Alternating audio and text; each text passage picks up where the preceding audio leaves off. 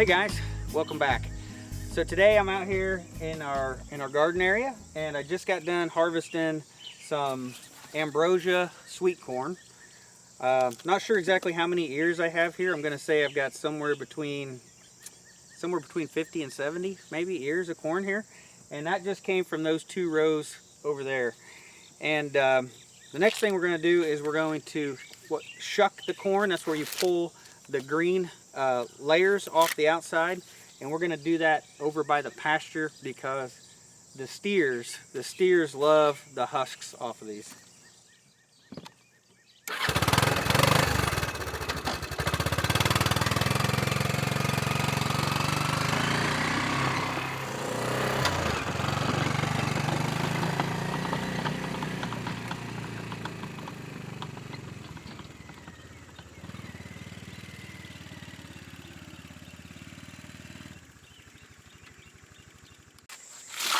So a lot of this corn has really big kernels. It's actually overripe, and I probably should have picked it probably at least a week or 2 ago. So if you look at this ear, you can see that it's just really big, full kernels on there, and it should have been picked earlier. So most of this is going to be probably cut off and canned.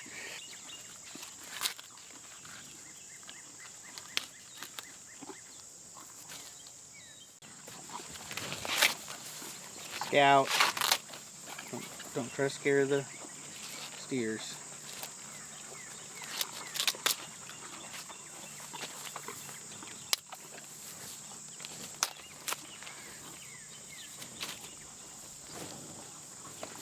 So you can see with just even 2 rows of corn, that whole ear is completely fulled out almost to the tip. So definitely 2 rows of corn, pollinated well. I really wish I would have just been able to pick this a little bit earlier. Come on.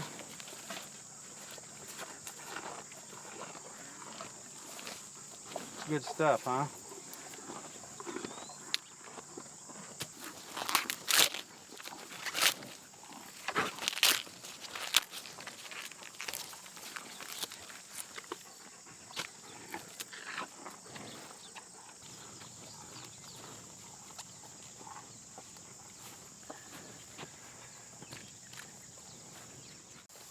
Well, I've got 24 ears so far. I had a few that I did have to throw out because they had either bugs in them or they just weren't filled out very well.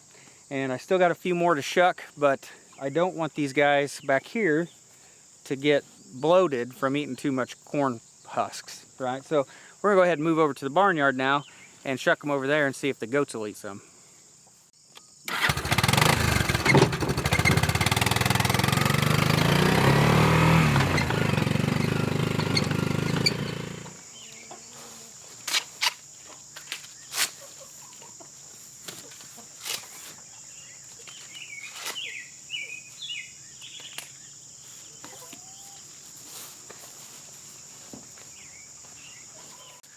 Well, these girl goats are fairly picky for some reason.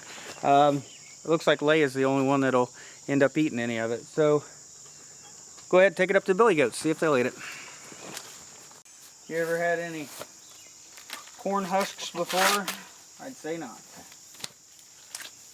You might want them, you might not.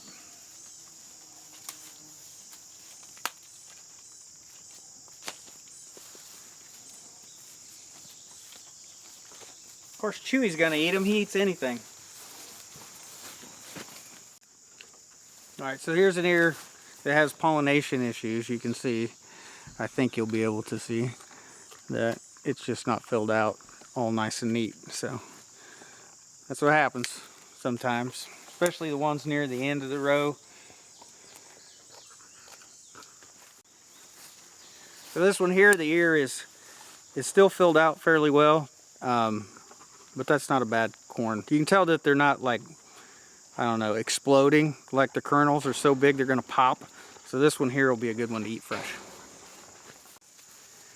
Now don't get me wrong, you could eat any of these fresh. It's just the ones with the smaller kernels, they seem to be sweeter. They just seem to be that, I don't know, they just have a lot better flavor to them. Well, this corn here is about as organic as it gets, because there was nothing added to the garden at all.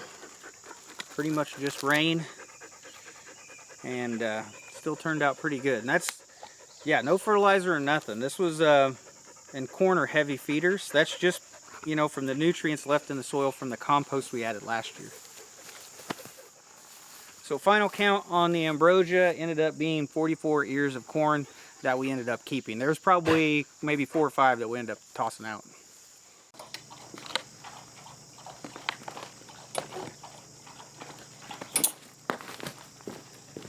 Look out, buddy. So I'm gonna go ahead and head back out to the garden and see what else we can find tonight. I know Rebecca was wanting some jalapeno poppers, so we're gonna see if we can find some jalapenos that are ready to pick and see if there's anything else out there that's ready besides the sweet corn. So I tried to space our peppers out this year so that we could save the seeds so they wouldn't cross-pollinate.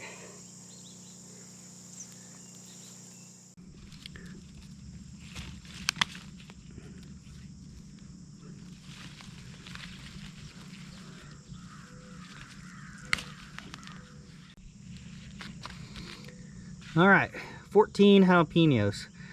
I think that'll be enough. So you can see there's a lot less plants in the garden right now.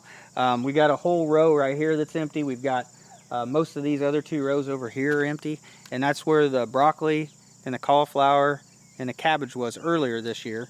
And of course that's all done, and that's all been pulled out of the ground. So we've got all this empty space in here right now. And overall, we've just planted a lot less this year. We didn't plant as many things this year, and we planted less of what we normally plant. So normally I think we end up with somewhere around 12 tomato plants. This year we only got like 5. And then we've got 3 of each type of pepper plant. I think in the past I've always planted about 4. So we have less plants, plus there's several things we just didn't end up getting planted this year because we've been so busy trying to build the pole barn and everything else we've got going on. The garden has definitely kind of gone to the wayside this year. So over the last few weeks, Rebecca and I have been a little gun shy to come out here into the garden because a few weeks ago we started weeding this raised bed right here, and Rebecca got stung by a bee. And it looked like a bumblebee is what it looked like. She didn't want to get stung again, so she decided to go get the lawnmower, and so she could do some mowing instead. So I continued to do the raised bed here and started weeding it. And I could hear some bees buzzing, but I couldn't see them. So I did go slow, and I pulled up one weed, and when I pulled it up, where I pulled the roots out, exposed a spot about that big, and it just looked like solid bees. And I instantaneously ran for the house as fast as I could, and yeah, when I went to open the front door, I opened the front door and it wouldn't open, and I smacked like right into the door. And finally I got it open, I got inside, but a couple of the bees got inside with me. And I ended up getting stung like 3 times, and I had to kill a couple bees inside the house. So after that, we were a little bit gun shy to come out here. So that ground bee nest, I put a sprinkler on it, and then I'd kind of calm the bees down. And then I got up there with a garden hose, and I put a garden hose right on their nest, and I would just flood their nest. And I'd come home from work the next day, and they'd have it all fixed. They'd have it covered back up. So then I'd flood it again the next night. And I had to just keep on running a sprinkler and flooding it until they pretty much abandoned their nest. So finally, it's been a few weeks, haven't seen any bees. So I came back out here, started weeding this again a couple days ago. And I was weeding that's some sage that's over in this side over here. And I ended up getting stung again. So I ran away because I was afraid it was another thing of ground bees, because we read that when ground bees, they get so many, they'll leave the nest and they'll make a new nest, like maybe right beside the other one. So it's not uncommon to have ground bee nests that are next to each other. But the thing was, they didn't swarm me this time, so they didn't follow me back to the house. So I came back out here to investigate, and this time on one of the sage plants on one of the branches, there's actually like a wasp nest, and it's got about 5 wasps hanging on it, and that's what I ended up getting into. So it's still there, and I'm gonna need to get a hose out or something and get rid of those wasps so I can finally weed that section over there.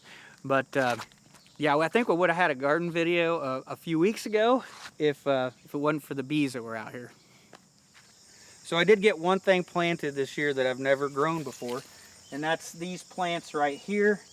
That's celery. I've never grown celery before, and I grew it from seed. I transplanted it out here into this fabric, and then I haven't touched it at all. In fact, I haven't really even weeded it. It's actually filled out enough, kind of like this kale. It's filled out enough that it really has prevented weeds from growing in this area. And because, I mean, it is in fabric, of course, but definitely has proven to be an easy thing to grow. So you can tell it's not fully grown yet. Here's a stalk. I'm not sure how long it'll take. It may take all season to grow this celery till it's full size, but definitely this will come in handy when making broth. It'll come in handy when cooking other things and soups. So definitely going to grow this in the future. So this raised bed back here, it's planted with potatoes, and you can see that they're starting to wilt and starting to fall over and die back. So we'll be harvesting these here pretty soon. We ended up planting a total of 4 raised beds with potatoes. So I'm hoping we end up somewhere with at least 80 pounds of potatoes or more. That's what I'm shooting for. But looking at the way they look now, I'd say here in a few weeks we'll be digging these up.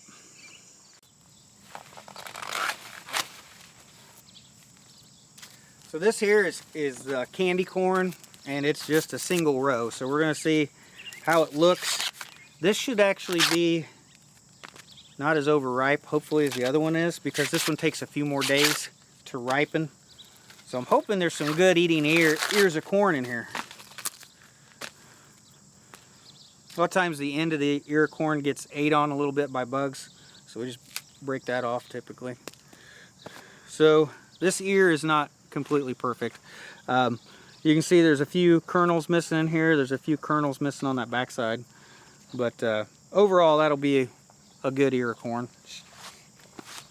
So this one here looks like it's a little overripe, just like the other corn.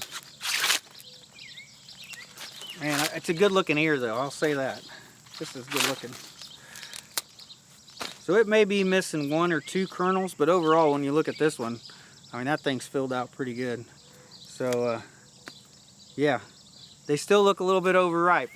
I'm really hoping I'll find a few in here because I really like the ones that have a little bit smaller kernels. They just taste better.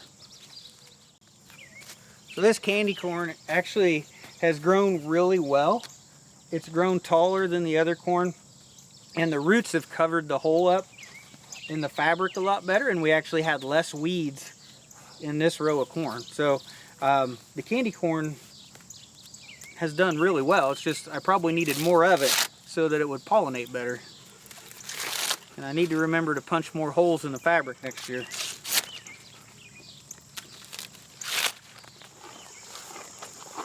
Oh, I'm trying to get T-bone to eat out of my hand. Come on.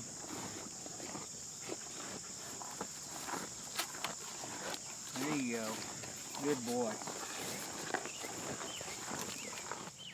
Well, I think I'm probably done out here in the garden tonight. I've got enough corn from these first 2 rows that'll keep me pretty busy trying to get that canned. So I think I'm going to go ahead and grab the jalapenos. I may grab 1 tomato for Rebecca, and then we'll head in the house, start processing the corn. Hopefully Rebecca will show up here pretty soon, and hopefully we'll have some jalapeno poppers tonight.